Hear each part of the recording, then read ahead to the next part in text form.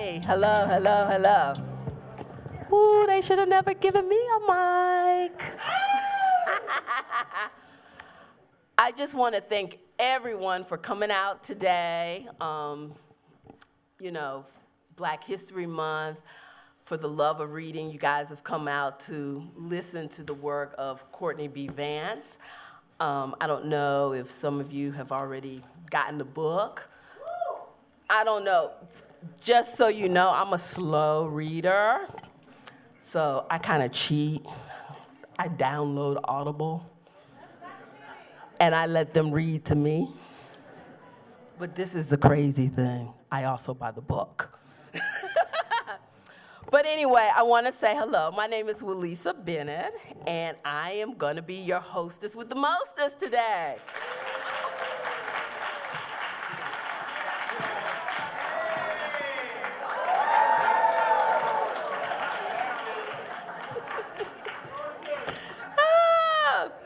Rain or shine, we want to thank you for joining the Central Los Angeles Public Library on this lovely Saturday afternoon. We value books, and we know you do too. So we love great authors, and we believe you do too as well. So get ready. We have a very, very special talk planned for you today, and we truly appreciate your patience and your presence. First of all, let me welcome some very important people and very special guests that we have today. Board President Valerie Lynn Shaw. Come on up, Valerie. Vice President Linda Blank. Come on up. Come on up. Come on up. Commissioner Kelly Besser. Delina Hunter, UCLA librarian, curator of the LA Communities and Cultures. And then we have a very, very special guest from the mayor's office. Yes, her name is Jacqueline Hamilton. Come on out, Jacqueline. She's the deputy mayor for neighborhood services from the office of Mayor Karen Bass. Thank you. Thank you for always coming. Thank you. Go ahead. Good afternoon, everyone. I'm so pleased to be here on behalf of Mayor Karen Bass. As you can imagine, in the wake of the devastating fires, she is laser focused on recovery, supporting the survivors, and getting our city back to where it needs to be. The historic fires have left us some big challenges, and you know what? I have had the privilege of working for Karen Bass for 12 years now, and I know she's up to the challenge. I am delighted to say that even this library falls under my portfolio, so I have the great privilege of working with our city librarian, John Sabo, and the wonderful staff that he oversees. And this library, as you may know, is no stranger to the devastating effects of fire. And yet it has recovered and thrived and is a wonderful institution serving people not only here at Central Library, but out of our 71 now branch libraries, soon again to be 72 when we rebuild the Palisades Library. For anyone who's curious about this building, the history of the library system in the city of Los Angeles, and even our city librarian, I can't commend to you highly enough a book called The Library Book by Susan Orlean, who wrote The Orchid Thief and other things, and it made me a fangirl, even more than I already was, of this library, of our city librarian, and of the system that I'm privileged to oversee and we're all privileged to benefit from. I'd like to thank the Leimert Park Village Book Fair, for bringing us together as it does every year. I'd like to thank our Authors Study Club for its amazing long history of celebrating African American history here in the United States. And I'd like to point out that at a time when some even of the top leaders of the United States seem inclined to erase the massive and foundational contributions of African Americans to our country, it is still incumbent upon us to take this opportunity to remember those contributions. So I'm looking forward to this conversation as much as all the rest of you, and thank you very much.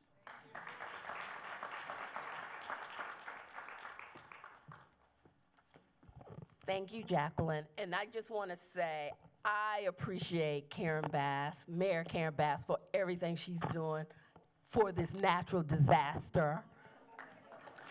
Y'all can read between the lines what I'm trying to say. Thank you so much for your warm words. We really appreciate that.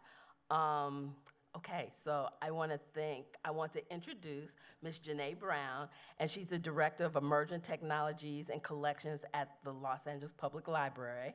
And she has been a valuable partner in organizing this program and the book fair and our author study club. We extend a very heartfelt thank you to her for her dedication, hard work. Ladies and gentlemen, we couldn't do this without them. Come on up, Janae. Thank you so much, Relisa. I am pleased to introduce a leader whose dedication and community impact is truly inspiring. As the City Librarian of Los Angeles Public Library, John F. Szabo oversees 72 branch libraries and this iconic central library, which serve over 4 million people, the largest public library system in the nation. Recognizing his genuine, yeah, we can clap for that. Recognizing his genuine love of community and how he has aligned library services with city priorities, John was named Library Journal's 2025 Librarian of the Year.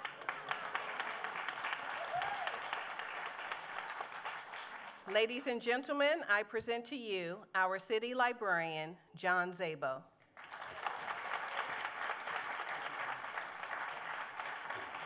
Good afternoon, everyone, and welcome to the library.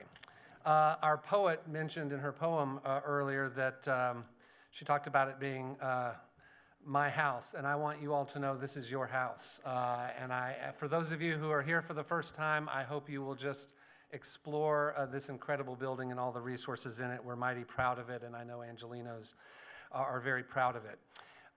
Welcome to this beautiful building, and welcome to an afternoon with authors. All of us at the LA Public Library are truly delighted that you all are here, and we're really honored to be hosting this event with our Authors Study Club and the Leimert Park Village Book Fair. Here at the Los Angeles Public Library, we are also incredibly excited and enthused about celebrating African American History Month with you today with this program, but also throughout all of our libraries, our branch libraries throughout the city and throughout this building, story times, film screenings, exhibits, author talks, craft programs, lap sit story times to teen programs. Our amazing creative staff are celebrating this month in just incredible ways, and it really makes me proud to see all of the things that they're doing. I also just want to let you all know how particularly enthused we are about this particular program. There is a long connection, as I know many of you in this room know, between our Authors Study Club and the Los Angeles Public Library. And we are connected to the club, obviously, through all things literary and reading and celebrating authors, but also the founder of our Authors Study Club, Vassie D. Wright, was someone very important to this library and literary Los Angeles. And our Jefferson Branch Library is the Jefferson Vassie D. Wright Branch Library. So her name is something that all of us here at Los Angeles Public Library know and lift up as much as we can. And speaking of lifting up names, I also just want to lift up the name of Dr. Carter Woodson, who I know all of you know, the founder of the Association for the Study of African American Life and History, and certainly connected to our Authors Study Club, and really the father of Black history. And you just can't mention his name and call him out, and the good work that he has done, and the good work certainly that Vassie D. Wright has done as well. And I loved yesterday at City Hall at the celebration, seeing everyone with the beautiful stoles, and the acronym for the association on the stoles was really wonderful, and it's wonderful to see that here today as well. I know they've been mentioned, but I do want to just say that we are so fortunate to have an outstanding Board of Library Commissioners. So thanks again to Commission President Valerie Lynn Shaw, Commissioners Linda Blank and Kelly Besser for being here. And I also just want to thank our mayor, who's an incredible supporter of our libraries, and Jacqueline Hamilton, our deputy mayor, that we are so lucky to have as a library advocate. And I, again, want to just thank and applaud Janae Brown and the team at the LA Public Library for the work that they have done in working on this program. Again, please explore this building. Go see the Octavia Lab, named after, speaking of things literary, the incredible science fiction author Octavia Butler, podcasting studios, 3D printing. It was the perfect name for the maker space here at Central Library, and also a great exhibit upstairs just off the rotunda, No Prior Art, talking about invention and science, and it features Lamert Park's own Ben Caldwell and a celebration of Sankofa City, and we're really proud of that. But enjoy the program. We're delighted you're here. This is your house. Thank you all so much.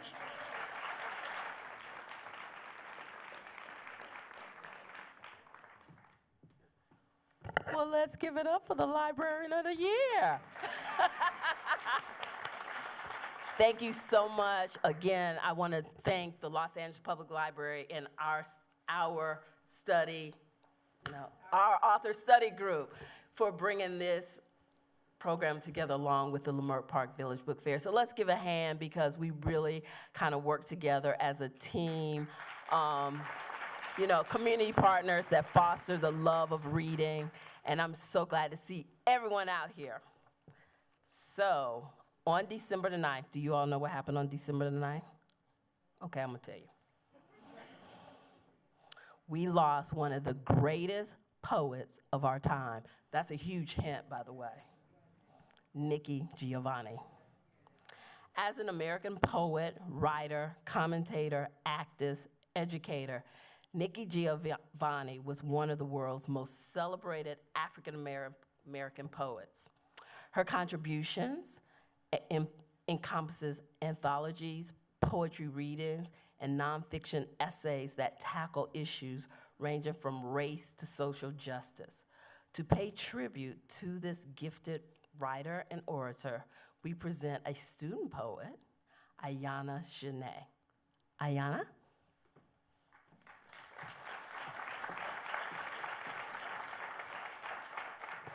Hi, everyone. How y'all doing today? Good. My name is Ayana Chanel. I am a poet and an author of Little Black Poetry Book. I am going to share some poetry with y'all, if that's okay. This piece is the self-titled self-love poem, and it is actually a call and response poem. So do y'all mind if we practice first? So every time I say the phrase, I love myself, I would like for you guys to call it back to me. Ready? Yes. I love myself. I love myself. Ooh, y'all good. Okay. All right, so every time I say it, I'm going to pause and y'all can just call it back to me, all right? Cool. I love myself. So much that I blush when I hear my voice. It rings like a love song and I'll dance to it even in the middle of grocery store aisles. You see, I love myself. I love myself. So much that when I feel ugly, I remind myself that there is beauty instilled in everything. So why would it not be found in me? I love myself. So much that when I feel clumsy, I remind myself that we are all gifted with grace. I love myself. So much that when I feel foolish and stupid and down and out, I will give myself forgiveness, give myself mercy for ever being disgusted by me. See, my name is Ayana, and it means beautiful flower. Now, I'm not sure in which language, but my mama said so you know it must be true. And I tell people that my name means bouquets of roses. And I buy myself bouquets of roses every single month on the 14th, because waiting just once a year for February to come around is too little to show myself some self-love, y'all. You see, I love myself. I love myself. So much that I say it in every single mirror I pass by. I be like, damn, girl, you are beautiful. You are ethereal. You are gospel. You are heaven sent. So I know you must mean good news. I love myself. So much that I whisper it late at night as pillow talks and scream it in the face of hate. I love myself. I love myself. So much that I say I Ayana myself. Because new definition, I am the meaning of love. And I try to remind myself that when we love others, we give them forgiveness and understanding and mercy, even when they fail us time and time and time again. So why not save just a little bit of that for myself? Why not allow myself the space to get things wrong and not always be perfect, and ever so occasionally even stumble over my own words? And even in the darkest of hours or the earliest of mornings, when I have trouble simply getting up out of bed, I will sit there and repeat it over and over and over again until infinity engulfs me, until I feel it from the bottom of my feet to the top of my head. I love myself. I love myself. I love myself. Thank you guys so much. Thank you.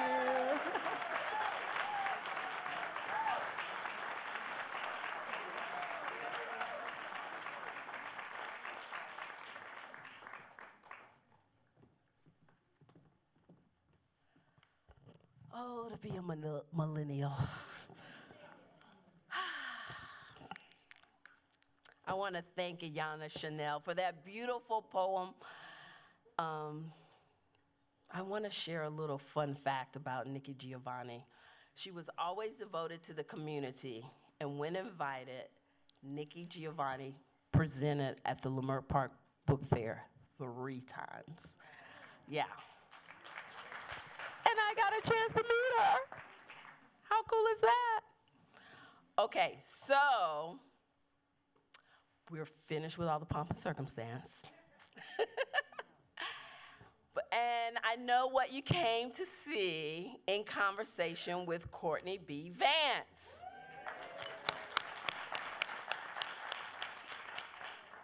So first of all, I want to introduce the moderator, because I'm the host.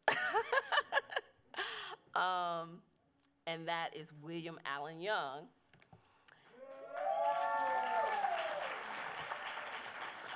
Now, backstage, when I met William Allen Young, I literally just walked up to him and just hugged him like I already knew him, because, like, if you're watching reruns of Moesha, you know who he is. He's in your living room. Well, he's an actor and a director. He has appeared, even though we know him for Moesha, he has appeared in over 100 television, stage, and film projects, including 2 Academy-nominated films, A Soldier's Story and District 9. So, ladies and gentlemen, let's give a warm welcome for Brandy's pretend dad, Mr. William Allen Young.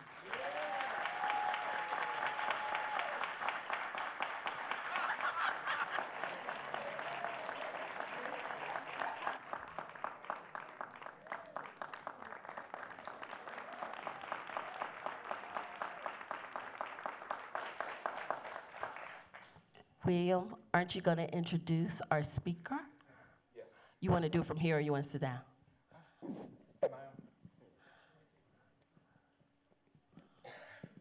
I think I'm on. Okay, cool. Yeah. Welcome, everyone. It is a incredible opportunity that we have today to have a discussion that is long overdue, but the time is always right to do right.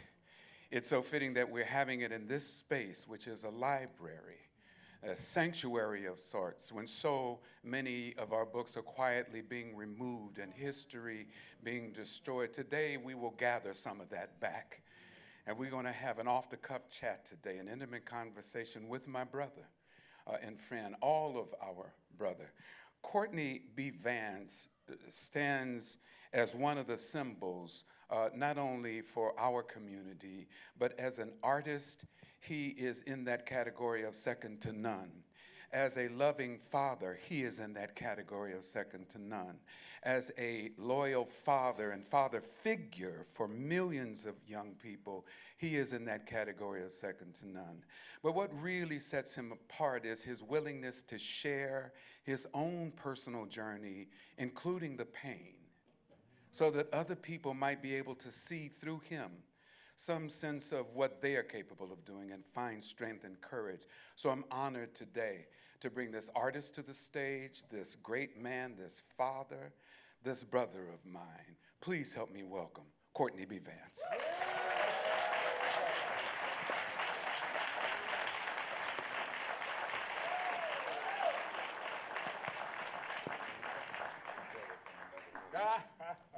before we get started, on behalf of the Mayor of Los Angeles and the City Council, we'd like to present both of you with these, we get these beautiful certificates, right? One to each of you.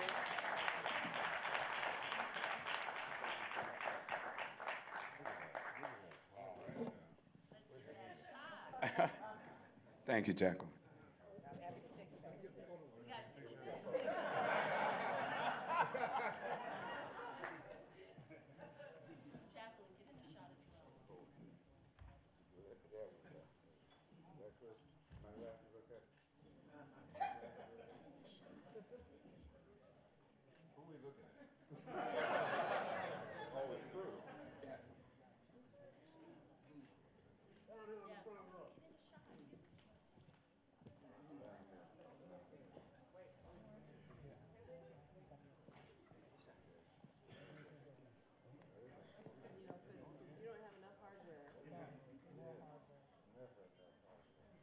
This is where you get the awards before you even speak. That's right. So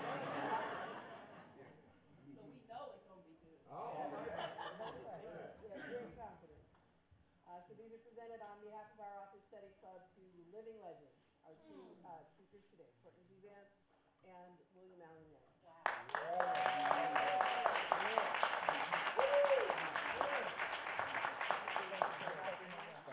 We're done now, right? Did we finish? That's right. Thank you so much.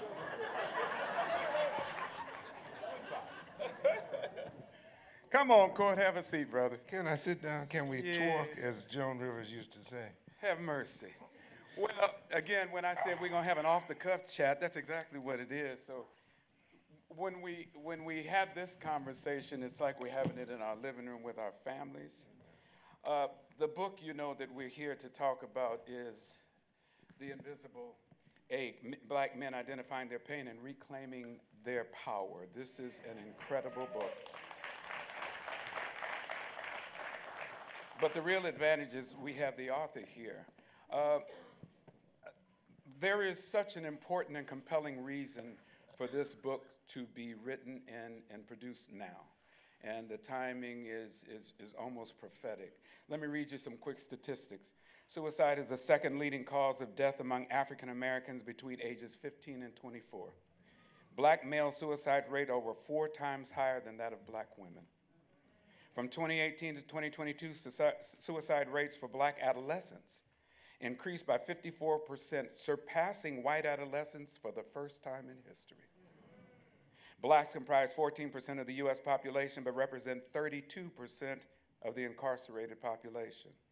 Approximately 1 in 3 black boys born today can expect to be sentenced to prison in their lifetime, compared to 1 in 17 white boys. Courtney, you have written a book that sits really at the heart of us understanding the pain that black men deal with or do not deal with, and then some of the ramifications of that.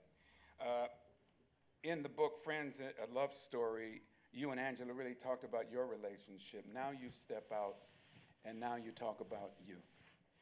I want to ask you, first of all, what inspired you to write this book? And in your life's journey, why now?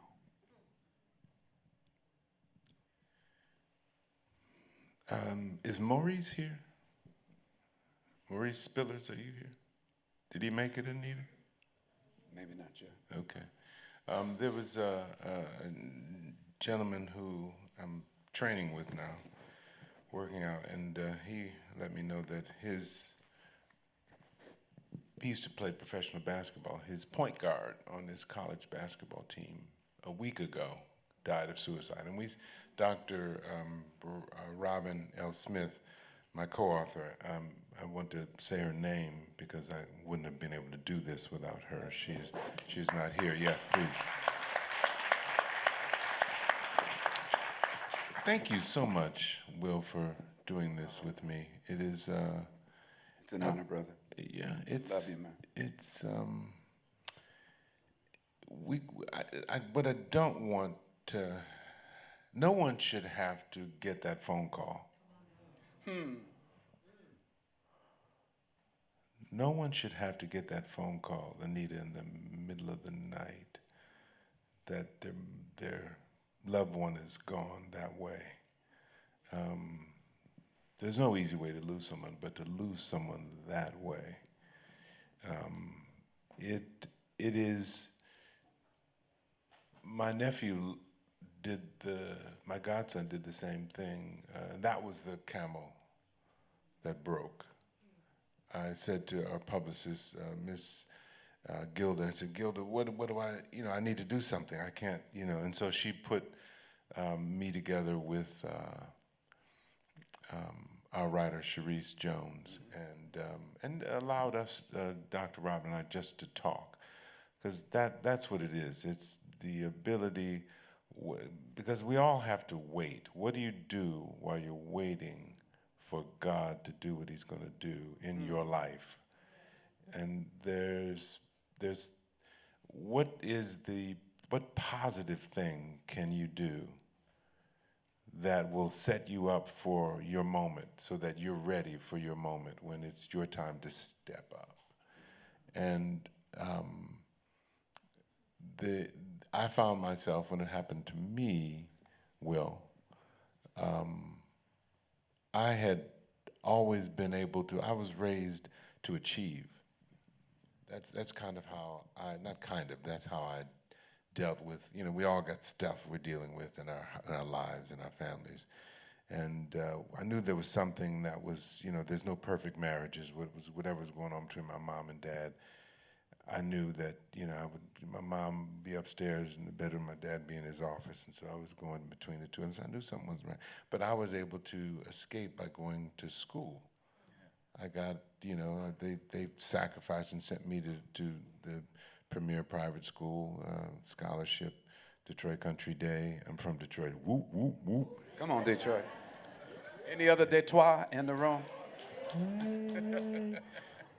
Was raised in the library, and my mother worked for the Detroit Public Library for 30 years, and yes.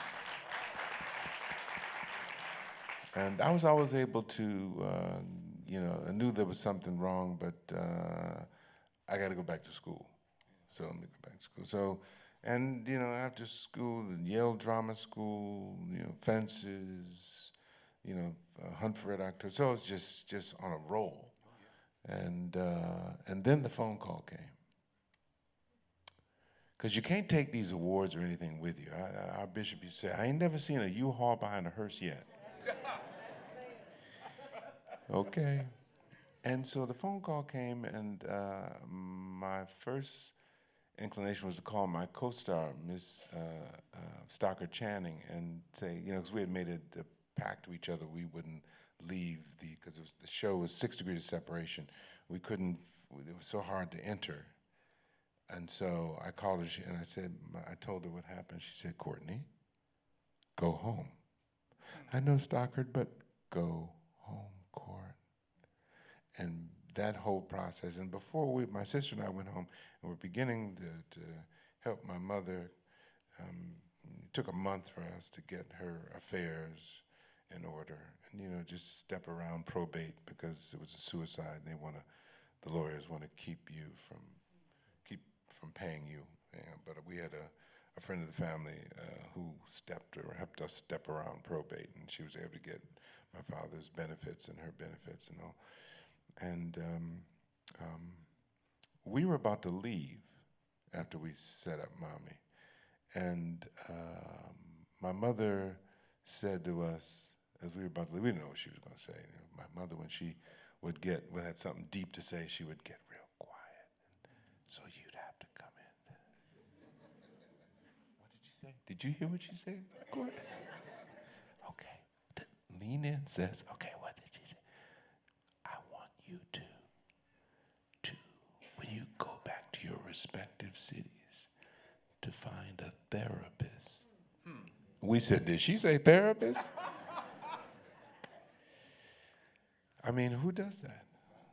What mommy suicide is the stuff you don't talk about. But my mother said, no, we're going to talk about this. Even in our community. We're going to talk about this. And you're going to go find somebody to talk to, and I'm going to find somebody to talk to. And that was the beginning of the journey. And the journey was, how do you find a therapist? I don't know. I never done this before.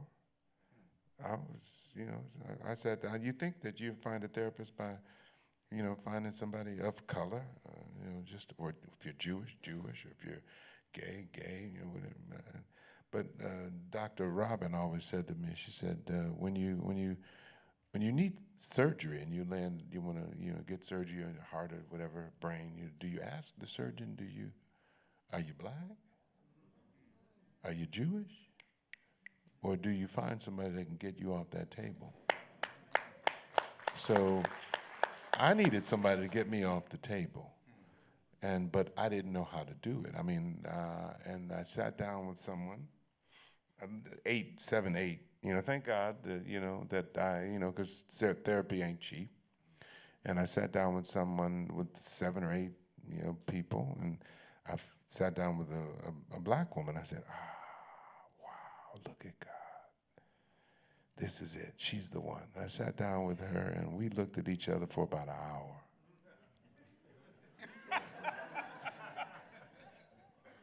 And you were paying for this, right? I was paying for this. I was paying a lot of money for this viewing.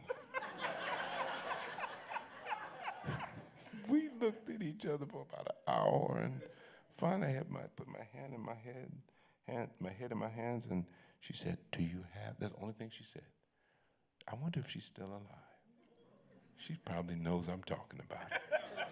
She said, "Do you have a headache?" I said, "No, I don't have a headache. I don't know what to do." So she wasn't the one. And suffice to say, eventually, I went back I'm back in the play, 6 Degrees, and Laura Linney. Do you all know Laura Linney? God bless her. Laura Linney said to me, because I was getting massages in between on the matinee days, Wednesday and Saturday, and she knew that, and she said, "Courtney, I have somebody for you." So I said, "Thank you so much, Laura." And she said, just go and see her. And her name is Gunilla Asp. You don't forget a name like that. Not a name like that. Gunilla Asp. And I love myself. No, and Still holding on to it. You ain't right. Okay, so I said, I love myself. Okay, well, we're going to all say that together. Hold on one second. I love myself. Okay, we done that. Okay. Okay, you got to do, this is a heavy topic. Come back, bruh. Detroit over here. Okay, so Gunilla, I went and saw her, and I laid down on the table. She said, "Courtney, is there anything I need to know before we begin?" I said, "What accent is that, Gunilla?" No. I said, "My father just died of suicide." And she broke. And I broke. And she began. And she finished. She said, "Courtney, I have someone I think that's right for you." I said, "Huh." That's how you find a therapist. Wow. That's how you find, by beginning. By saying, "I want to begin." And that's, you got to take a step, Will. You got to step out. You have to, the first thing is to admit that you need not help. I need some help. The first step is that something is not right. And I can't handle this myself with the way that I've been doing things. I'm all right. Courtney, how are you doing? "Oh, I'm good. How you doing? You good?" Yeah. No, I ask you, how you doing? "Oh, I'm not doing so good." And so I went and saw Dr. Kornfeld, was her name. Jewish lady, 5 feet from the ground. Had on good clothes and everything. I'm getting in the fences. Don't let me get started. Dr. K. Dr. K. And so I shook her hand. First of all, I had a dream a couple nights before I met her, and there was this, and I don't dream, but there was this, take a step. This is what we're talking about, taking your first step. I had a dream, and there was some pattern. there was a pattern in my dream, right? It wasn't this pattern, but there was a pattern on a pillow or something.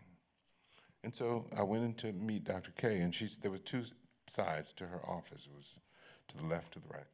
And so I looked to the left, and it was very cold in there. It was kind of just like that right there. It was very cold. I said, nah. Looked to my right, and there we were in the hallway. This room, remember there on the couch there, there's a pillow with the pattern that was in my dream. But I already knew she was my person because I shook her hand and I said, I'm home. I already knew, but that was and I sat down and I talked a mile a minute for the 45 minutes, or 50 minutes, you only get 50 minutes out of the hour. Don't ask me why. 50 minutes, and I'm paying for the whole hour. Okay. So she said, Courtney, you don't have to tell me everything today. And so we began, and I realized it was my time. And she challenged me. She continually challenged me. She said, Courtney, I'd like you to get your dreams. And unbeknownst to me that she said that probably because that's how we began, with a dream. But I didn't dream, so I'd never got my dreams. I didn't know what to do. Again, just like my mother, Dr. K, challenged me, and I said, this is who I am, Will.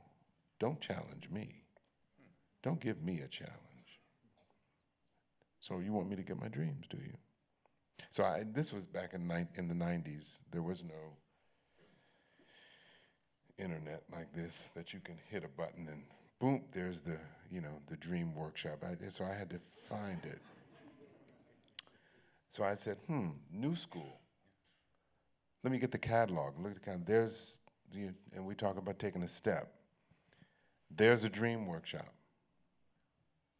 Just when I needed it. But it happened to be on a Friday. It was a weekend. It was a week, Friday, Saturday, Sunday. And I'm doing the show. I was going to say, you're still doing the show. I'm doing the show. So okay, here comes the excuse. I just feel a little verklempt. I'm getting a little. You feel it too? This was 30 years ago. I felt it. 30 years ago. So I went to my stage manager.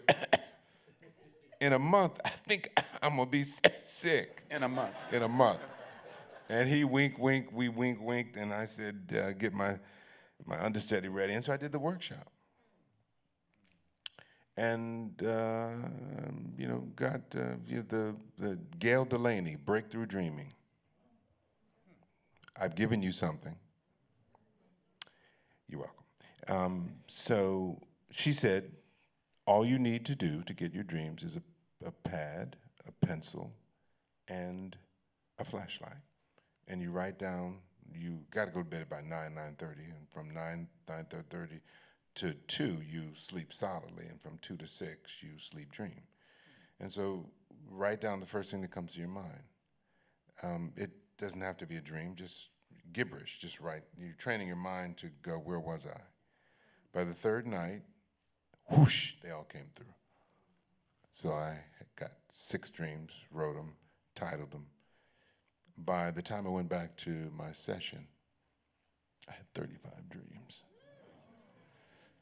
I put them on the table. What did she dare you for, right? I said, there you go, Dr. K. She said, Courtney, you know you're a mess.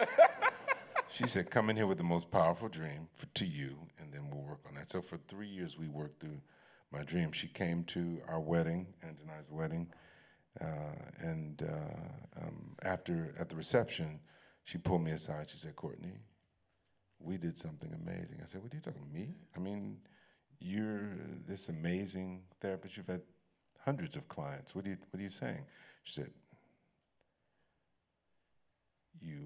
you weren't on a couch laying down, but we were in analysis. Now, this is somebody that didn't know anything about therapy at all. I knew nothing. She said, get your dreams, and I was open to it. I didn't fight it. I didn't go.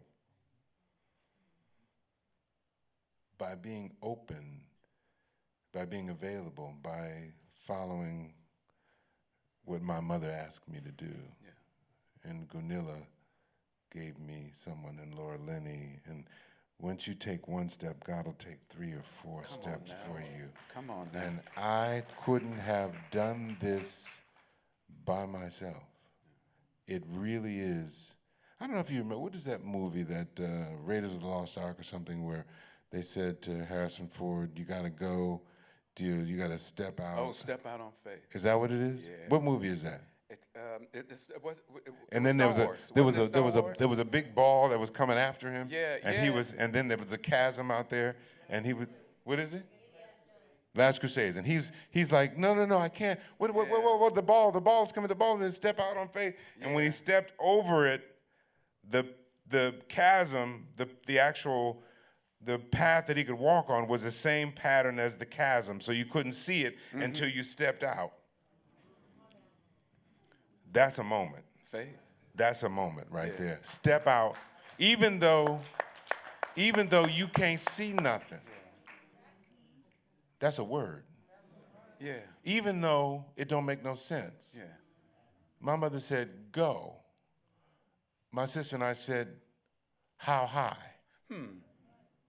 We just, because, what does Dr. Phil say? How has your weight been working, Court? Yeah. How you been doing that? Has your weight been working very well for you? Yeah. And the answer to that is, I love myself.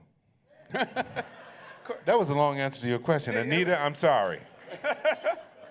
But let me ask you something, Court, because I think you exposed something both about your personality, your determination, your obedience to your mother, obviously, but you did all of that because you were determined to find something to help you deal with the pain, deal with all of that. But that's personal. Here we have the manifestation of that in the form of a book, which the public can buy, devour, and discover these things about you. Here's my question. You as a public figure, you as a father, husband, all these images, were you concerned in writing this book about exposing your pain, about talking about a subject that in many of communities, particularly ours, is taboo? And yet, almost like your mother, something must have drove you to the point where it says, don't worry about that. I don't care nothing about That's that. what I'm after. I don't That's what I'm care. after. And as I said at the top, Will, no one should get that phone call. Yeah. No one should hear their mother keening. No one should know what that journey of that man who was my biggest hero, that he obviously had kept that. I mean, his best friend was broken. Didn't know. His best friend couldn't cope. And I think that led to his death. He could not figure out, how could my best friend not tell me what was going on? How could he not tell me? He couldn't figure that out. He couldn't get that. And that, when we all hear, I had a dear friend who, was dealing with a life and death issue, and but she asked her husband not to tell anybody, and specifically, don't tell our son. Son was grown blank man. How you gonna not tell your son what you're dealing with? So the son, of course, when she passed away, he was furious at him and his daddy, her and his daddy. So I mean that it's painful, but we love the Lord. So we know that I need more people. I need people praying for me. And when you tell people, people can, there's power in prayer, and there's power in the collective of folks gathering. You know, our children, we shared with our church years ago that, you know, we're trying to get pregnant and having a very difficult time. The whole 25,000 West Angeles community prayed for us, and within 9 months, them babies were here. Hello, somebody. So you can't tell me that prayer don't work. And, you know, whatever it is that you know you're dealing with, and whatever it is, whoever you believe in, you better pray. You better find your way to let some other people know so they can support you and give you the strength to. I love myself. But whatever you need to do, I love myself. Okay, that was weak, y'all. I love myself. oh, they're here. They found. But see, and that's what I see in this book, Courtney. You ain't going out like that. You're telling us. You're talking to us. You're exposing it. But let me ask you something. Did your children know about what's in this book? Or did they discover some of these things for the first time? You know, children are going, not children, churn. Your children. Yeah, I misspoke. Our children, you know, I think they'll learn more about I think that's what happens in general. Children learn more about their parents the older they get, the older we all, you know, and they start to talk to other people. But, I mean, prior to that, I mean, you know, we go out and, you know, someone always stopping us about, you know, oh, mommy, you know your mother is, you know your daddy is. You know. And so part of them are like, I know, they're amazing. You know, so, you know, so there's only so much you can tell them until they're like, but, you know, again, we just, you know, there's certain things, as Angela and I used to say, certain things they're going to learn when they get in them streets. Yeah. You know, there's just, you know, I mean, you don't want to beat them over the head and, you know, but, you know, they can read. You know, they can read. They got the Audible version, they got the this version, they got the that version, but they're in school, so they got a lot of books to read, so, you know, they're going to be certain things they're going to find out. Ooh, I think Angela was telling me that Bronwyn, our daughter, This is daughter. finally saw What's Love. Like maybe 6 months ago. Well, there it is. She's 19. She said, Anita, am I right about it? She said, Mommy, you were amazing as Tina. Angela just went, thank you, baby. A little late, but that's okay. But, you know, that's the journey. The fact that we are actors, we know that we're called upon to, in portraying roles, to dig deep into our own reservoir to find something so that we can better understand the character we play. Let me ask you this. Is there a character you've played that has allowed you to better understand what your father's struggles were or to see them differently? And has that informed both that character and you? That's nice. I think my wife wrote that one. Where's the queen at? Stand up, queen. Dr. Helen Young, right Stand there. up. There she is. Where's she at? Come on, Helen. Stand up, queen. You know we got to do that, right? That's right. That's a good one, Mommy. You know, I don't know if there's one role, but he's me. That was my hero. That was my guy, and I was in so many ways just trying to be like him. And so when he was taken from me, but I was so intimidated by him because he was so smart and knew everything. He was the center of everything in the room, and I couldn't keep up with his mind. And so I would just be quiet. My sister would be, Daddy, no, you gotta be, and they were going back and forth and back and forth. And I was, Courtney, what do you think? So, so I know he's in me, because I studied him. I didn't avoid him. I studied him, and but I'm the perfect amalgamation of my mom and my dad. So she was very feeling. As I said, my mother, when she wanted to say something, she got real quiet, and to lean in. What did she say, Cecily? Did you hear her? So, but my father was out there. But my mother she was like, Conroy, we're not doing that.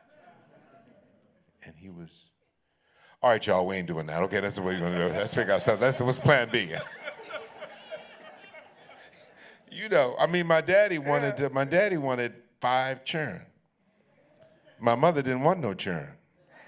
Because she had raised her 2 younger brothers. They were 11 and 12 years younger than she was. So she, as the oldest of 4, she had to watch them and raise them and do all that kind of stuff. And so she didn't want no children. And so, and my father, when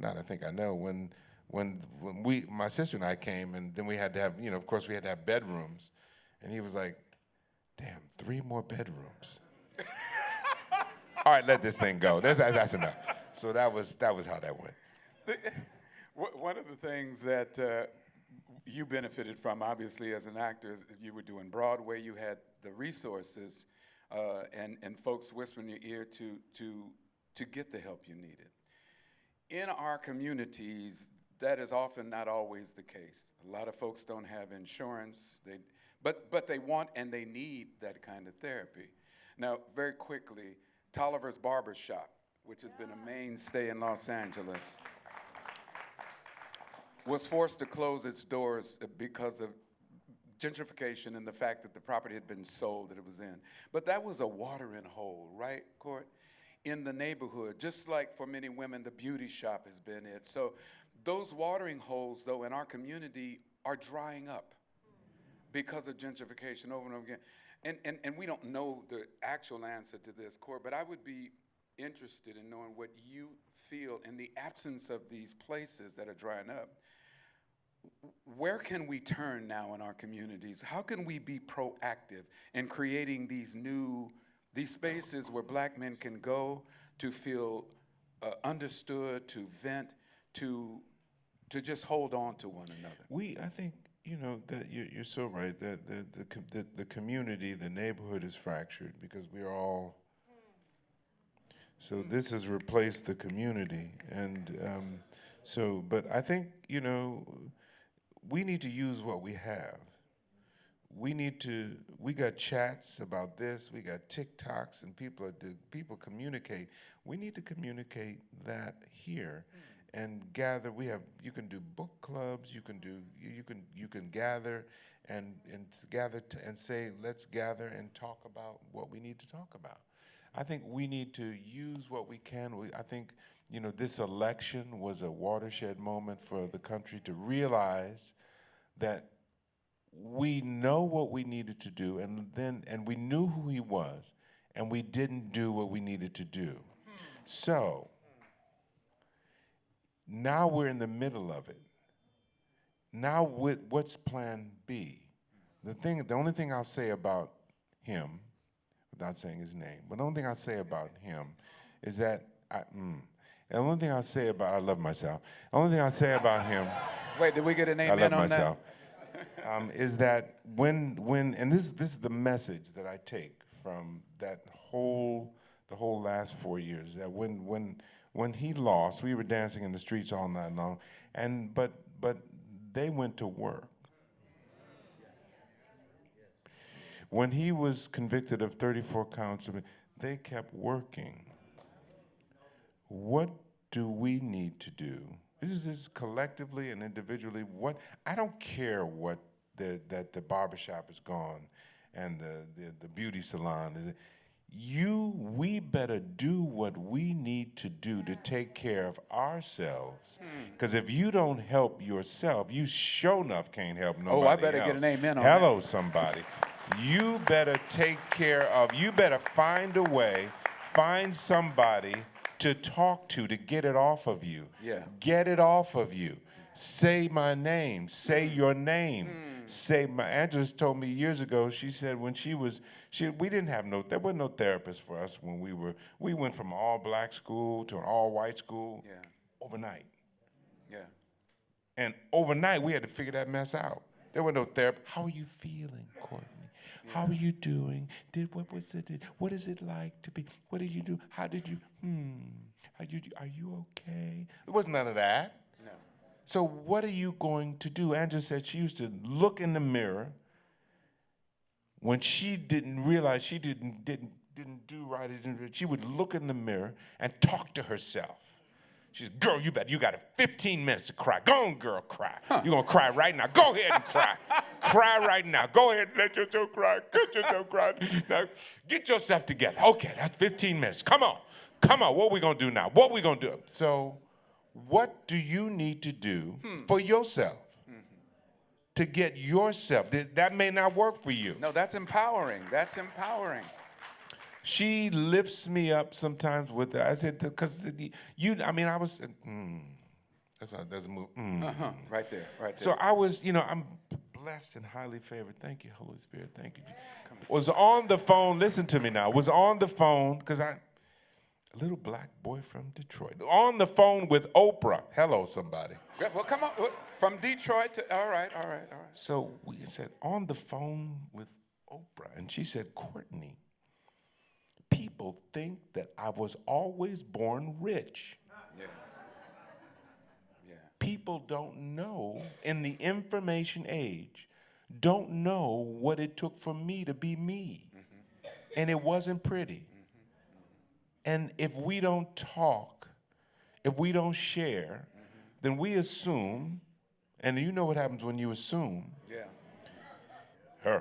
Got it. If you assume, then that's on you. Yeah. But somebody sent me something that said where the Morgan Freeman had said to Mike Wallace, "There's no need for Black History Month anymore," and this was years ago. Yeah. And a friend of mine called me and said, "Courtney, what do you think about that?" I said, Morgan Freeman is a wealthy man, and he can afford. Everybody knows him, so he don't need to know nobody or know nothing, because he's himself. But for the rest of the people who need help. You need to, in this information age, we don't read. We don't go past the first page of Google. Okay. So we need to be able to sometimes you need to send somebody something so they can, I didn't know. Oprah said to me, I didn't know about the lynchings, the 11 lynchings of the Italian people back, I think it was, when was it, Anita? I think the largest mass lynching in the history of the United States was 11 Italian people back in 1920. And she said, Courtney, I had no idea about that.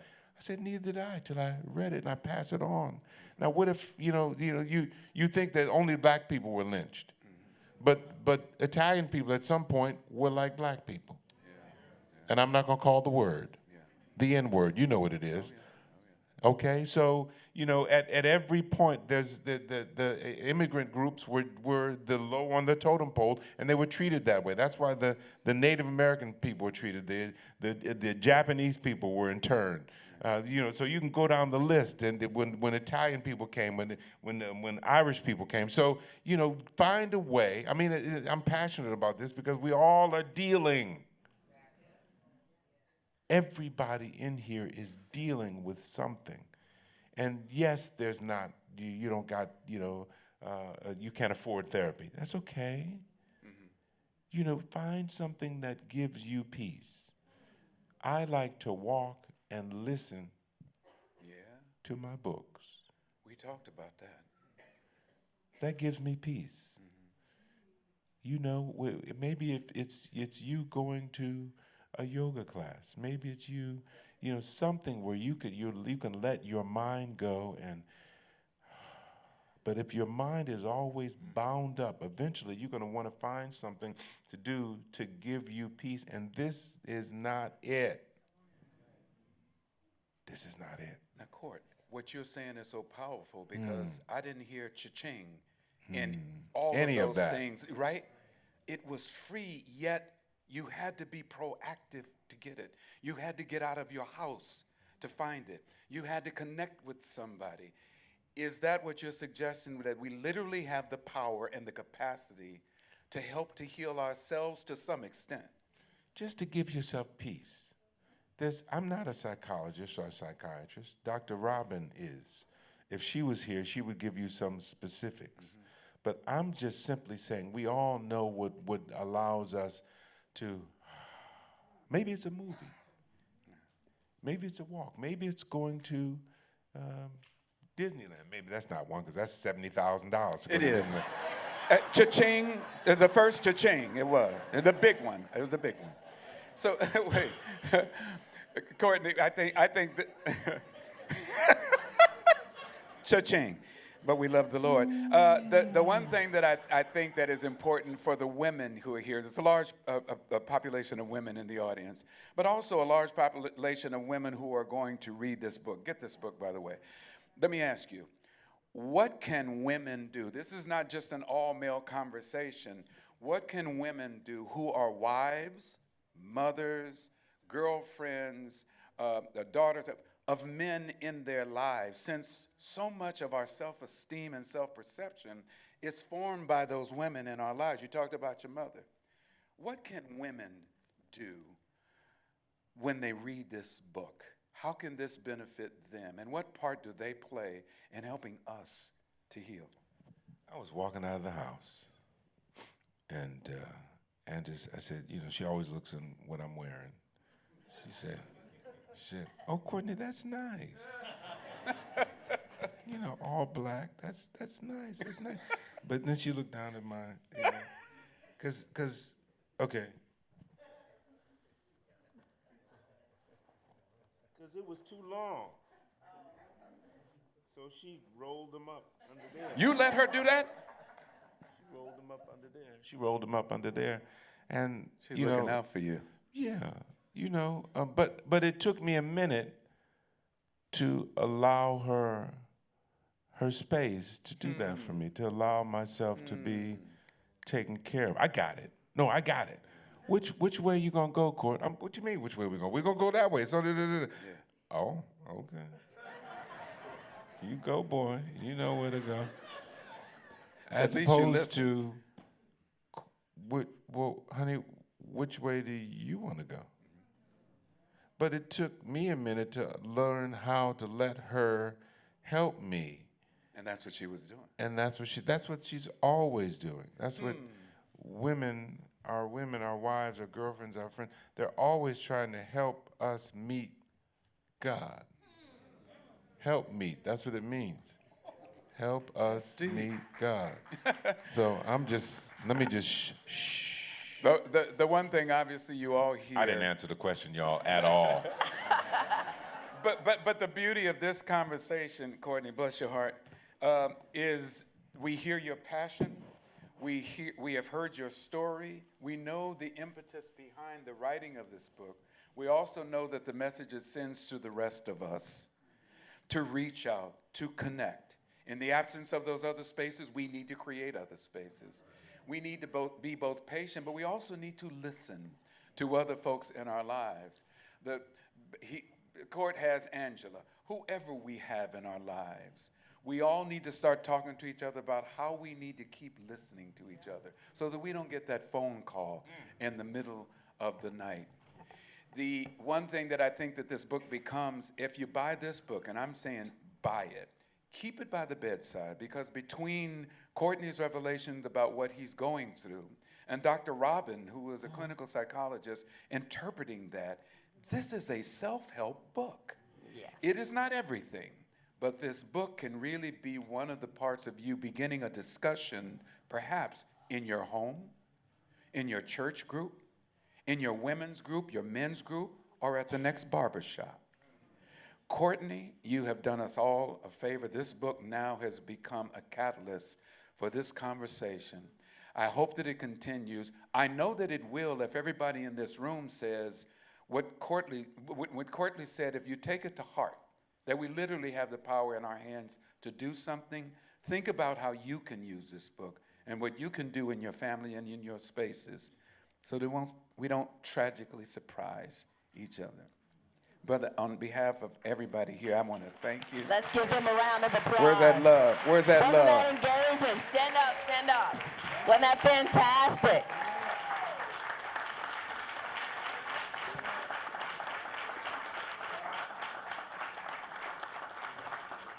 And I just want to say that if you download the book, you get to hear the soothing voice of Courtney B. Vance. So soothing.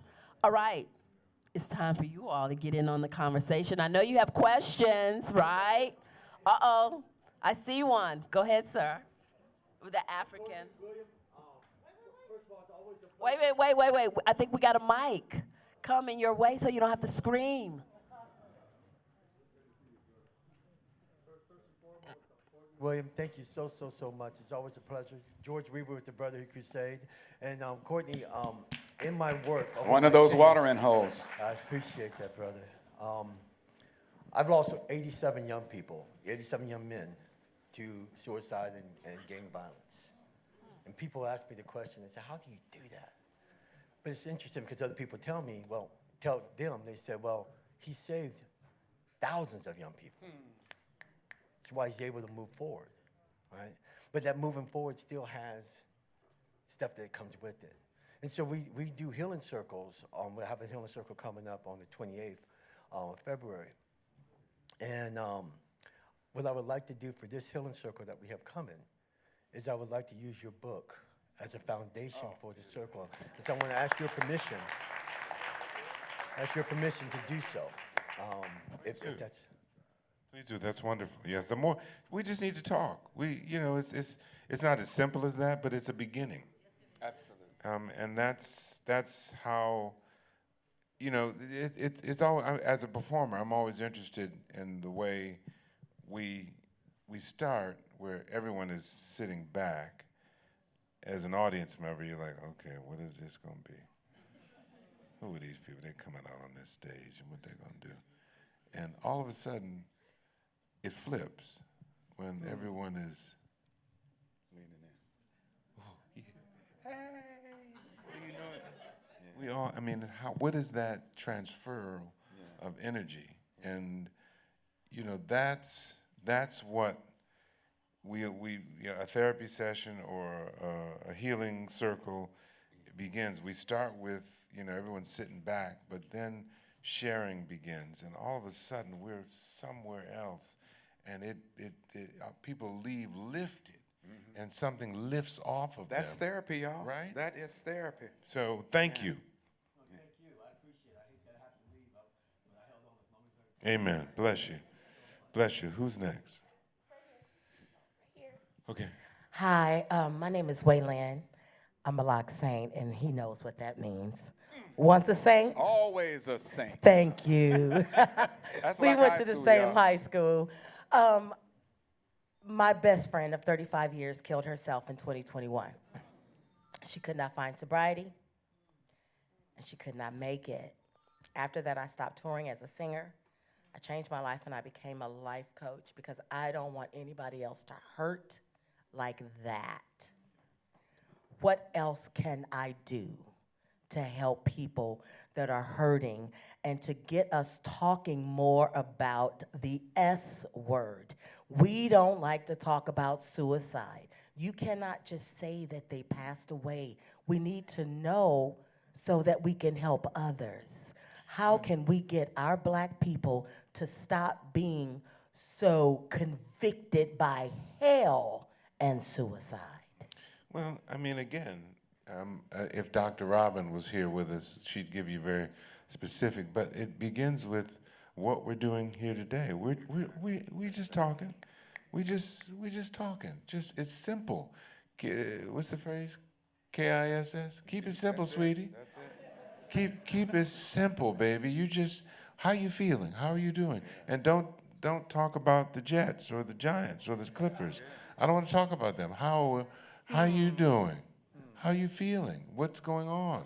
And really mean it, and really care about what the response is. There's a lot going on in this world. We went from pandemic to strike to election to fires. Without therapy or anesthesia. And there's no anesthesia, and nobody's saying, oh, come on, man. There's no Obama to say, come on, man. There's no voice of, there's no voice of reason anymore. So we've got to, nobody's going to do it for us. Mm-hmm. We're waiting for someone to say, come on, man. The posse is not coming. Come on. Nobody's going to say that. Also, our community is not the only community dealing with this. If you look at studies, you'll realize suicide, period, is sort of taboo in many cultures. So I know that black folks are often isolated. Well, the good news is I don't care if we get isolated or not. If it calls us to enough attention so that we do something about it, then other communities will still be grappling with it, but we certainly have to deal with it.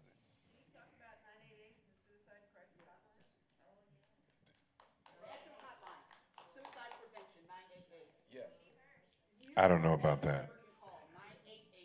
Amen. You need a mic? The good news about that is, to Courtney's point, if enough people started talking about it, everybody in this room just heard that, right?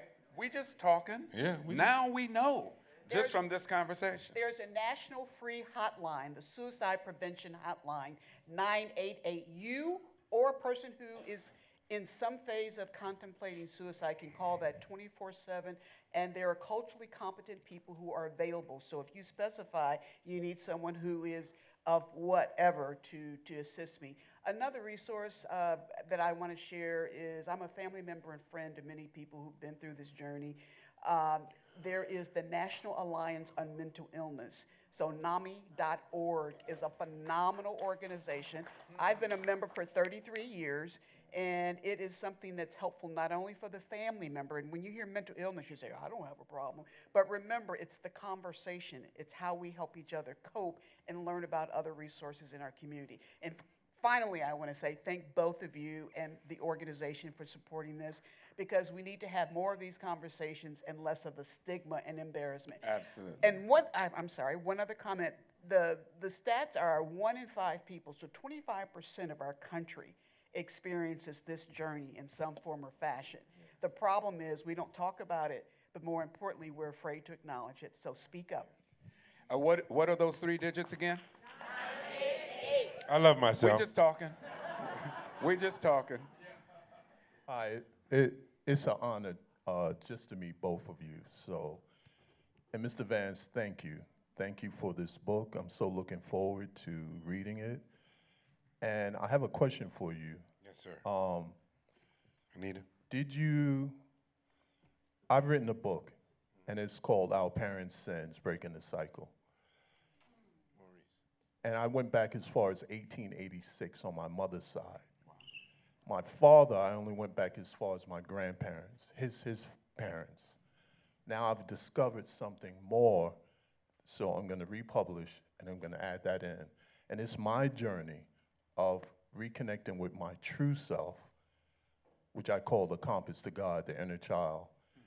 And I discovered that things I was doing is right along the lineage. So my question to you is, yes, your father committed suicide. Died of suicide. It's not a crime. Okay. That's the thing that Miss Dr. Robin helped me with. It's not a crime. It's, Right. Let's change the dynamic. Let's change the language. It's called, let's call it, let's died of suicide. Okay.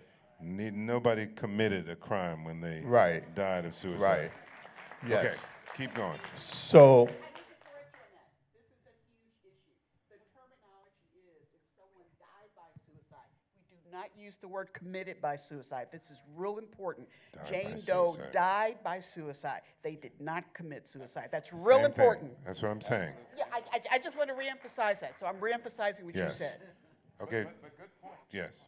Keep okay, going. so your father, he died by of suicide. Yes. For me, my question to you is, because the way that I look at things now, and the young men who have been coming to me, that God has been sending to me, they want to commit suicide of all races I've been speaking to. I always tell them to go to the root cause And I guarantee, have you taken that journey along your lineage to discover, because it just didn't happen overnight with your father. Something happened down the generations. Have you taken, my question to you is, have you taken that journey down your lineage? Yes. And, okay. Yes. So maybe you can walk others through, like how you discovered Listen, when someone, this is what I heard Dr. Phil again, he said when somebody has a broken arm, you don't bring them Jesus. You deal with the arm first. So that person who's dealing with whatever is going on in their life, before I can deal with lineage, I gotta, how are you doing? How are you feeling? Talk to me and listen. That's the first step, I think. Is just, where are you? And I'm not gonna try to tell you anything, because that just pushes you away. If I can create a space for you to just talk to me. I'm here. I'm for you. You know what's really powerful about that, Court, is, listen, we're not suggesting that you should try to play therapist. Dr. Robin is a bona fide therapist. But what Court and I both are saying is, what he just said, you don't need to be a therapist. So don't try to assume credentials you don't have. Just hush your mouth and listen. That's it. The pressure, I know that, and I've even said it in my own family. You know, I'm not a therapist. You're giving me too much credit. But then I had to stop, and as I said, wait a minute. All they're asking me to do is listen. That's all. And I think that we're if they can get to the place where, if you've got them where they'll listen to you, yes, or they'll talk to you. Absolutely. If they'll talk to you, and trust you in that then way, be quiet. Yeah. Don't start telling them you need to do this and you need to do. So without judgment, we can do that in our homes without having to have degrees. Now, it doesn't mean that we do that and it's all done. You can still seek therapy from people who are professionals, who have studied it, who know the methodology. But it doesn't stop us from just listening to our brothers and sisters, our children, our parents. And I don't know that we are listening as much as we're talking. How much time do we have left, hostess? A lot. Oh. Ready? Good afternoon. Oh, okay. Hold on. Well, this could go all night long. But I mean, we can take a few more how many more questions? Two? Two more questions. Okay. And they have to. We're going to have to. Then we're going to have a book truncate signing. our answers. Yeah, a little bit. And truncate the questions. Get to the point. Okay. And then we have our book signing. Listening. Yes, I'm listening. Good afternoon. I'm from the East Coast. I truly miss Stand up. What's your name? Darcel House. Hey, Miss Darcel. I want to say thank you to both of you guys. I'll be 70 years old this July. Oh, look at you. Hallelujah. Hallelujah. Look at you. Black And don't I'm crack. proud of you. Amen. You have done so much to uplift the community. Amen. Thank you. Amen. Thank you for sharing. Oh, Amen. bless Thank your you for the heart. question. That was The just- non-question. Thank you. One more question. Thank you. Wait for the mic. Wait for the mic. She's coming. She's coming. You got a powerful voice. A lot of stairs. We're good. You got it. Thanks, Okay. thanks, Dak. Go. You've Yes. done this Let her before, hold the Jack. mic. Let her hold the mic. Let her hold the mic. Thank you for writing the book, Courtney. Very important topic, and I want to say thank you for writing the book. Thank you. Question. Yes. Well, I'm undergoing a racial attack as to where Donald Trump has stolen my innovations, and they are pressing me to commit. Is it commit suicide Die. or die by suicide? They've put razors in front of me and that type of thing. My problem is black people are assisting with the racial attack and assisting Trump. What's the it's question? What's the Yeah. question? And- Is it something we can deal with here? Oh, definitely, because it's taking place here too. I'm in the library daily and it's taking place. So What's the question, baby? well, it's more of a comment than a question. We have to have we have a limited It amount of is? time, Okay. so we have to. If there's a question someone has, we don't have time to do a commentary. Oh, okay. Okay, if you have a question. Do we have Question. another question? Yes. We're winding down the questions. Faith on many occasions, and I actually had this book reading in a restaurant, and your book, Yes. And your pastor and his wife passed by and they said to tell you hi. But this is the question. Yes. Suicide is such a negative stigma in the church, in the black church. In a lot How of churches. do you counter that? Because that's often the place that people run to initially when they're having mental health issues. And it's the place that is least equipped to help them. You know, the Bible says faith without, this is what Dr.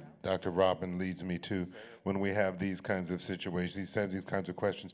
Faith without works is dead, being alone. So you have your faith, and that is, we need faith. The substance of faith is, so, The evidence, yeah. evidence of things not seen. So we have to have faith, but at the same time, we got to do something. That God is not going to do something. He's going to do, but we have to do, and that shows him that our faith. So we have to work. We can't just sit back and say, God's going to save me. He going to save me. I know he going to save me.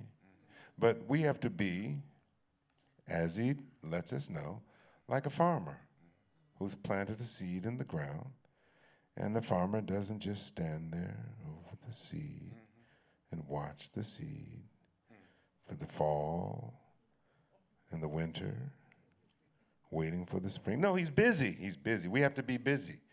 Get busy. Do. Find out what you need to do, and while you're doing, he's doing. And so they don't have to be inextricable. One can have faith and still be working on oneself. They both have to be together. We can take Being one alone. more question. Hello. Hello, hello, hello. We hear you. Keep going. Over here to your left. To the left, to the left. Everyone done. To the left. To Oh, the we left. thought you were seeking. To the left, to the left. Beyonce on there. Hello. I said, we hear you. We hear you. Come on, LA. All right, so this is to black people. Thank you, gentlemen, for all the work that you are doing. Continue to do that. Continue to inspire. And I had an idea that I wrote a business plan when I was 18 years of age, and the acronym. We need that question. I'm gonna get this out. This is the last one. I'm gonna take it. Trust me.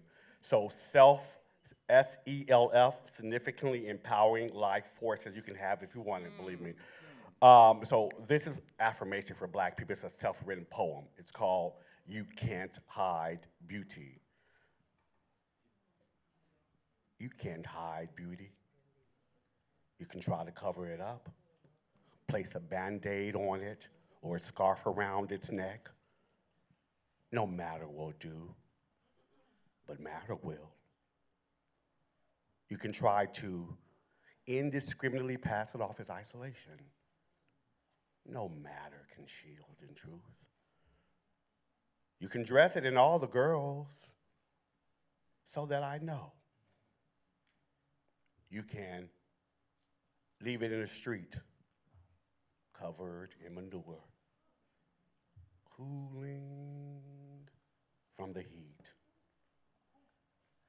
All you do, you won't be able. You can't hide beauty. Thank you. Okay. Thank you, brother. Thank you, sir. But that wasn't in the Wrap it up. script. Appreciate that poem, that impromptu poem. Okay, we gotta close the Q&A. Let's give yourselves, Mr. Vance and Mr. Young, a round of applause. We have one more presentation. I would like to invite our author study group. Yes, one more presentation, our author study club. By the way, Courtney, Come up to the front. We have one more little award. we both want to also not only And thank then you, we have book signing afterwards. but all of the organizations that made this possible, and our Author Study Club has just been tremendous for this, and to have it here, it's just been such a beautiful experience. And the Lamert Park Village, yes. So we want to celebrate both Very the instrumental. library right this second and the Lamert Park Village Book Fair. First off, you've got this wonderful catalog in your hand, and these two gentlemen, not only have they been extraordinary, give them another round of applause. But in this gorgeous book on page 24 and 25 are their bios. You heard that they are being honored with lifetime leadership awards, and so by all means, please take a read. Thank you both. Secondly, if I can, I just want to let you know there are two things that are happening in this country, and I stand here both in honor of Vassie Wright, who was absolutely tenacious about history and reading and voices in books, and my relative, Carter G. Woodson, who, because he wrote it down, let me know what the travels of my great-grandfather, a black man, were from slavery. Write it down, talk to each other. They have just said that. Thank you. One more thing of importance. You can remember over the years there have been very dedicated stamps for black people and others. We paved the way for those things to happen. And in honor of the work that the library has done, we share with them what something is really quite important now. For your president, the former President Barack Obama, the special envelope, and for Janae Kamala Harris, the special envelope. And if you have black stamps in your hands now, they really do mean something, because there really are discussions at the present moment. I have yet to prove it 100%, that some of the stock has already been destroyed. So please understand, this is history. It was yours. Hold on to it. And lastly, for the Leimert Park Village Group, Marquise Harris Dawson was kind enough and thoughtful enough to make sure that Dr. Tran and Patricia Lewis have a moment of recognition, and that the village has a moment of recognition for the work that you've done. Our Authors Study Club is not only pleased to be able to do this, but to say bravo to the Leimert Park Village Club for what you put on today.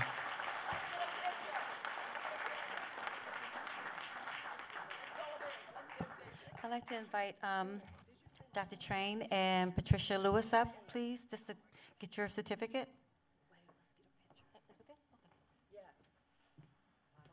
Let's get a picture. The Leimert Park Book Fair, our Author Study Club, Los Angeles Public Library. Janae, get in that shot. Janae, Charmaine, get in that. Get the shot, get the shot, get the shot, shot, shot.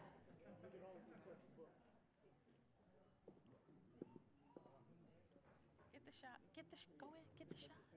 Get the shot, get the shot. And of course, City Librarian of the Year.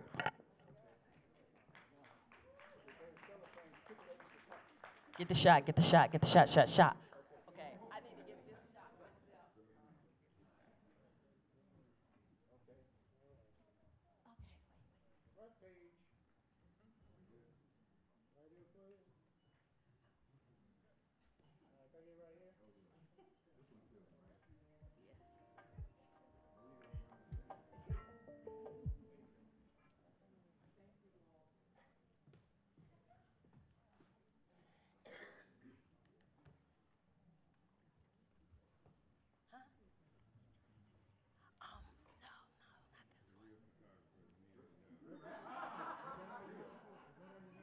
They're giving you a separate. Thank you.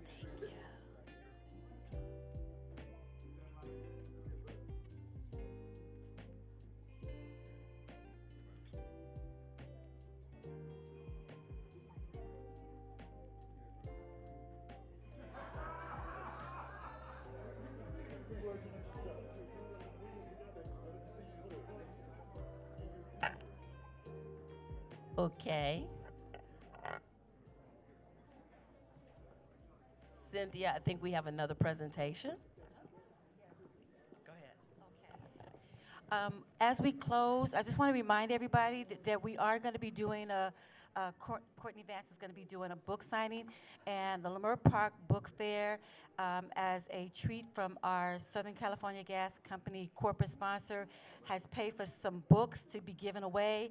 I've been trying to give it away. We do have another box of books, so if you haven't gotten a book, please get it, and we like to, if you'd like to get a signature from this amazing talent, we do have the books, okay? Now, before everybody go, I just want to make one last closing remark. I want to thank the book fair has been promoting literacy, education, and the love of reading in the community for over 15 years. And we started out with our fiscal sponsor here, please come, Dr. Train and Patricia Lewis, who were there from the beginning. And I want to say thank you so very much for your support every single year. Also, there's somebody that I just ran into that introduced me to them who works here, and that's Lisa Sprinkles. I don't know if you're still here. Lisa, thank you so much. I saw you, and we haven't seen each other in years. I want to thank Mr. Courtney Vance. Thank you so very much for blessing us with your talent and your stories and your inspiration. Thank you so much. Thank you, William Allen Young. I know you back from Mordina Moore days and Joyce Sumby days and Mrs. Sanders days. You stay in the community. You always support us, and we always so appreciate not only your support of our Author Study Club, but also of the Leimert Park Village Book Fair. Girl, they don't know who you are. This woman just came up to the mic and started talking. Ladies and gentlemen, this is Cynthia Exum, the founder of the Leimert Park Village Book Fair. We're in our 18th year. Cynthia, let's get a shot of you, Mr. Vance, and Mr. Allen. Just you.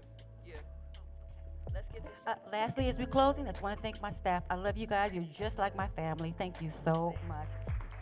I want to thank Mr. Vance's reps, Gilda Squire, Cassandra Butcher, amazing publicist, so easy to work with. We love that. All right. Cynthia, let's get this shot. Oh, Courtney, we need one more shot. We need one more shot.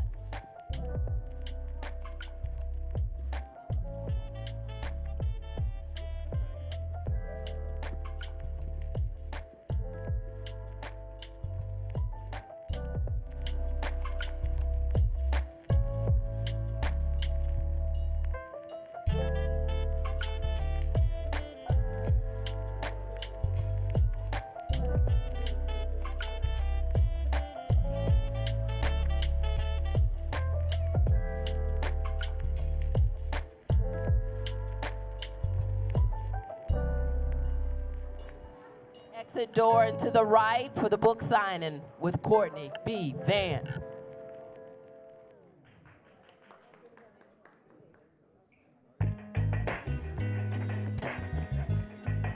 Los Angeles, Courtney just told me West Los Angeles Church of Christ do have a counseling center for those who may need help.